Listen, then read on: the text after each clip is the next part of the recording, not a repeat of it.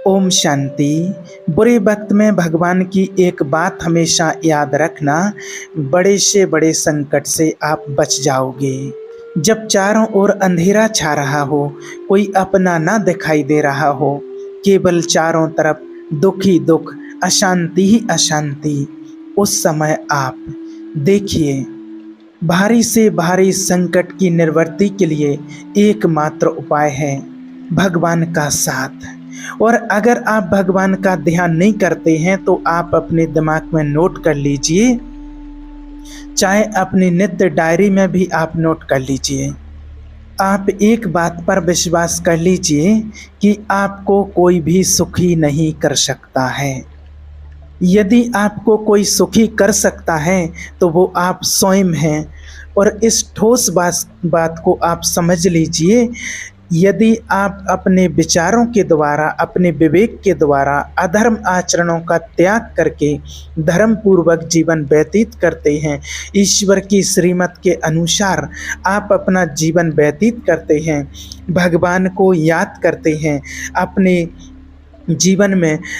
जीवन में भगवान को साथ रखते हैं, भगवान को साथी बना करके चलते हैं, तो पूर्व कर्मों के अनुसार जो हमारी देह की रचना हुई है, तो उसमें जो प्रारब्ध दुख और सुख का है, जो हमने पूर्व कर्मों के अनुसार बनाया है, वो तो आएगा, लेकिन आपको परास्त नहीं कर पाएगा। और आगे आपके लिए महासुख है, जो दुख और सुख दोनों से परे है। अखंड प्रसन्नता, अखंड आनंद, वो केवल आपके करने से होगा, किसी और के करने से नहीं होगा। उपदेश मिल सकते हैं, मार्ग बताया जा सकता है, आपको सहयोग मिल सकता है, पर उस मार्ग पर चलना आपको ही होगा। जिस प्रकार से आपकी तबीयत खराब हो जाती है, आप डॉक्टर के पास जाते हैं, डॉक्टर आपको दवाई देता है, आपको उसकी किस प्रकार से कैसे खाना है, कब खाना है, क्या परहेज रखना है, सारी सावधानियां देता है। डॉक्टर नहीं दवाई खाता है, इंजेक्शन डॉक्टर लगाता है, आपको लगाता है, आपको सारी राय बता देता है। और उसके बाद अगर तबीयत ठीक कहना है तो उसकी बात मान करके उस मार्ग पर आपको चलना होता है, तब आपकी तबीयत ठीक होती है। ठीक इसी प्रकार से भगवान हमें सारी श्रीमत देते हैं, सारे किस हिसाब से हमें उनकी श्रीमत पर चलना है, अपने जीवन में कैसे परमात्मा को साथ लेकर के चलना है, अपने जीवन में आचरणों को कैसे धारण करना है, वो सारा मार्ग परमात्मा ने हमें बता दिया। भगवान वो मार्ग हमें बता देते हैं, अब उस मार्ग पर चलना हमारा काम है। और यदि आप नहीं चले, भगवान के बताए हुए मार्ग पर आप नहीं चलते हैं, और आपके अंदर अगर ये भ्रम है कि मैं कहीं जाऊं और आपके दुखों का अंत हो जाए, तो इस भ्रम को आप आज ही छोड़ देना, आज ही छोड़ देना। क्योंकि आप अभी इतना तपस्या नहीं की है, अभी इतना परमात्मा की श्रीमत के अनुसार अभी नहीं भी चल पा रहे हैं, लेकिन बहुत तप करने वाले, तपस्या करने वाले उन महापुरुषों की, उन महान आत्माओं की बात करते हैं, जिन्होंने आजीवन ऐसा तप किया है, परमात्मा का ध्यान किया है, स्मरण किया है, जन्म से ही बाल ब्रह्मचारी रहीं। ऐसी ऐसी हमारी दादियां हैं, बहनें हैं, बड़े बड़े वरिष्ठ दादियां, भाई हुए हैं, उनके जीवन में शुरू से ही जीवन में उन्होंने तपस्या की है। हमारे देश के ऋषि मुनि हुए हैं, महात्मा हुए हैं, संत हुए हैं, जिन्होंने अपना पूरा जीवन भगवान के लिए अर्पण कर दिया है, जो सच्ची साधना करते हैं। तो उनके जीवन में भी फिर भी उनके शरीर में भारी से भारी दुख देखे गए हैं, दुख आया है। ये दुख और सुख एक भ्रमात्मक इंद्रजाल है, समझो माया का। न दुख है न सुख है, ये माया का सिर्फ जाल है। जैसे जो सपने सिर काटे कोई, बिन जागे दुख दूर न होई। ऐसे सपने में तुम चक्रवर्ती सम्राट बन जाओ तो जगने पर तुम थोड़ी सम्राट रहोगे, तुम जो हो वही रहोगे। जिस प्रकार से हम सपने देख रहे हैं, सपने में हमारा किसी ने सिर काट दिया है, और जैसे ही हमारी नींद खुल जाती है तो हमें दुख थोड़ी होता है उससे। तो इस बात को आप मानिए, हम परमात्मा की संतान, आत्मा परमात्मा के अंश हैं। ये भूलकर हम अपने को स्त्री पुरुष देह अभिमान में आकर के अच्छा बुरा, सुंदर गोरा काला, धनी धन निर्धन, दुखी सुखी आदि आदि, ये बहुत बड़ा प्रपंच है माया का, और इसे हमने अपने दिमाग में बैठा लिया है।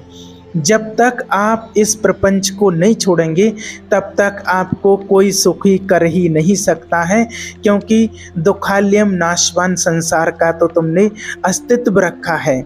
अगर एक किसी के दुख दूर करने से दूर होता तो स्वयं श्री कृष्ण जी सामने हैं और अर्जुन को कह रहे हैं, हे अर्जुन, आने जाने वाले अनुकूलता प्रतिकूलता, गर्मी शीतलता, अर्थार्थ काम क्रोध लोभ मोह मद मत्सर निंदा अहंकार ईर्षा नफरत चुगली घृणा, ये सब कुछ ताप पहुंचाते हैं।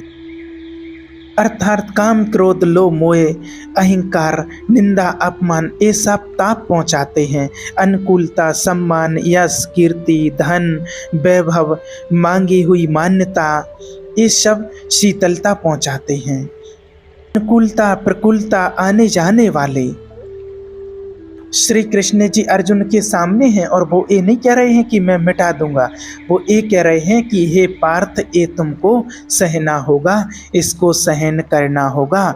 यदि तुम इसको सह गए तो तुम्हारे हृदय में ऐसी स्थिति प्रकट हो जाएगी कि फिर ये आपको स्पर्श भी नहीं कर पाएंगे। सहने से तुम्हारी और भक्ति बढ़ेगी, तुम्हारा चिंतन बढ़ेगा, तुम्हारा स्मरण बढ़ेगा सत्य वस्तु के लिए, सत्य तत्व के लिए, और आप एकदम सुखी हो जाओगे। एकदम खुली और स्पष्ट बात है। आडंबर नाटक पाखंड, इसकी कोई ज़रूरत ही नहीं पड़ेगी, कोई ज़रूरत नहीं है इसकी। प्राकृतिक भोगों में सुख बुद्धि देह अभिमान, यही तुम्हारे दुख का मूल है, जिसको समझ नहीं पाते हैं। जिस काम क्रोध लोभ मोह अहंकार देह अभिमान में आकर के और व्यक्ति उसमें अल्पकाल की जो इच्छाएं पूर्ण हो जाती हैं उसको सुख समझ लेता है, और ये अल्पकाल का सुख ही बहुत बड़ा दुख दे करके जाता है। ये अभिमान ही दुख का मूल है, और ये कोई दूसरा नहीं हटा सकता है। ये तुम्हें अपने विवेक से, सत्संग से प्राप्त हुए विवेक के द्वारा, परमात्मा के ज्ञान के द्वारा, जो परमात्मा ने हमें ज्ञान का नेत्र दिया है, उस ज्ञान चक्षु से समझ करके इसको हमें छुड़ाना होगा, इससे हमें दूर भागना होगा। क्योंकि भगवान कहते हैं कि इसको पकड़े तुम हो, इसे तुम्हें त्यागना है। दुख को तुम पकड़े हो तो छुड़ाना कौन सकता है? छुड़ाना तो आपको ही पड़ेगा ना, आपने ही पकड़ा है इसको। अगर कोई वायदा करता है मैं आपको दुख रहित कर दूंगा, तो ये बहुत बड़ा झूठ है। दुख रहित होने का जो उपाय है वो एक सिर्फ परमात्मा ने बताया है। परमात्मा कहते हैं कि जब चारों ओर अंधेरा छा रहा हो, कोई अपना दिखाई ना दे रहा हो, केवल दुख ही दुख, अशांति ही अशांति, उस समय आप देखिए अपने ज्ञान के नेत्रों से, अपनी ज्ञान के चक्षु से देखिएगा कि कोई एक है जो आपको बहुत प्यार कर रहा है, बहुत स्नेह दे रहा है। वो है हमारा परमात्मा प्रभु। आप जिनकी तरफ पीठ किए हुए हो और जहाँ दुख है उस तरफ मुख किए हुए हो, भगवान कहते हैं कि वापस घूमो और सम्मुख होइएगा, प्रभु की तरफ मुख कीजिए।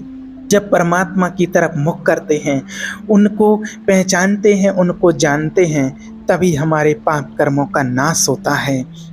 नहीं तो हम अज्ञान काल में देह अभिमान में फंस के और देह अभिमान के कारण परमात्मा को साइड करते जाते हैं, परमात्मा की तरफ पीठ कर लेते हैं, और जो संसार के जो दुख हैं, जो हमें अल्पकाल के सुख लग रहे हैं, उन सुखों में हम लिप्त रहते हैं और उन सुखों की तरफ हम मुख करे रहते हैं, अपना मुंह किए रहते हैं और उन सुखों में लिप्त रहते हैं जो कि वास्तविक सुख नहीं है, वो वास्तविक दुख है, और उससे दुख के अलावा हमें और कुछ भी नहीं मिलता है।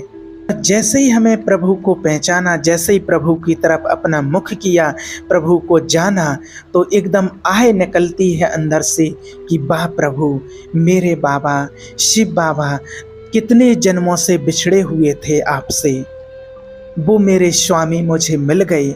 भारी से भारी संकट की निवृत्ति के लिए एकमात्र उपाय है वो परमात्मा का आश्रय, उनके नाम का ध्यान करना, परमात्मा का ध्यान करना।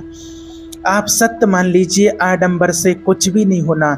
चाहे जितने जंतर मंत्र कर लो, चाहे जितना जादू टोना जो मन आवे सो कर लो, ये अटल सत्य है। अगर आप परमात्मा का ध्यान नहीं करोगे, मेडिटेशन नहीं करोगे, नाम जप नहीं करोगे, तो आपको कोई भी सुखी नहीं कर सकता है। तात्कालिक अल्पकाल के लिए आपको ऐसा लग सकता है कि मेरा काम बन गया है, लेकिन वो अल्पकाल का सुख है। हमारा काम बनना तो सही तब होगा जब हमारा परमात्मा से संबंध जुड़ जाए, परमात्मा से हमारा कनेक्शन जुड़ जाए। सदा सदा के लिए हमें ऐसी वस्तु प्राप्त हो जाए जहाँ चाय ही हमारी खत्म हो जाए, जहाँ दुख ही खत्म हो गया। वो हमारा स्वरूप है। असली स्वरूप को जान करके कि मैं एक आत्मा हूँ और मेरे परमात्मा का स्वरूप भी उसी आत्मा की तरह है। जब उस अपने को आत्मा समझ करके परमात्मा के ध्यान में लीन हो जाते हैं तो हमें सच्चे सुख की अनुभूति होती है। भटकाव से आप बच जाएंगे और इसको आप सत्य मानिए और इस भटकाव से बचिए।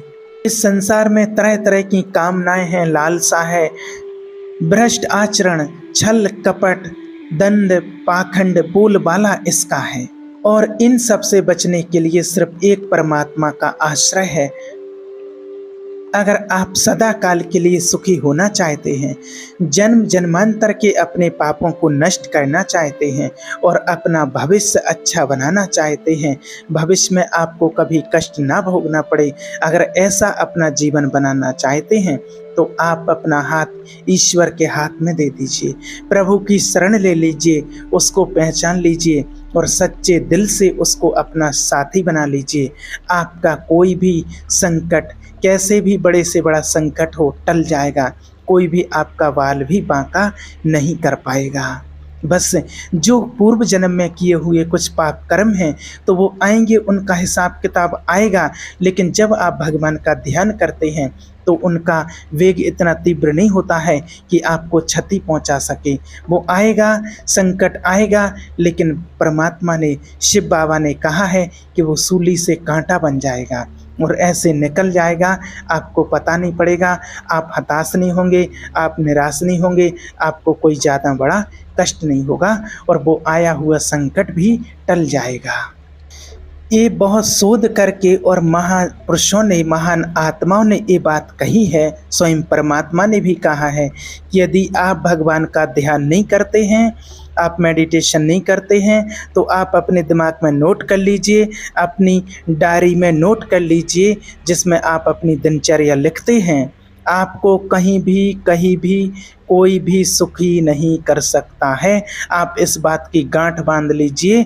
अगर आप भगवान का ध्यान नहीं करते हैं तो इसमें भटकने की ज़रूरत नहीं है। और यदि आप नाम जप करने लगे, धर्म आचरण करने लगे, तो आप आशीर्वाद लेने वाले नहीं, आशीर्वाद देने वाले बन जाओगे। ध्यान दीजिए इस बात पर, वो आत्माएं तर जाती हैं, वो और लोगों को भी तार देती हैं। ऐसी वो महान दिव्य आत्माएं बन जाती हैं जो परमात्मा का ध्यान करती हैं।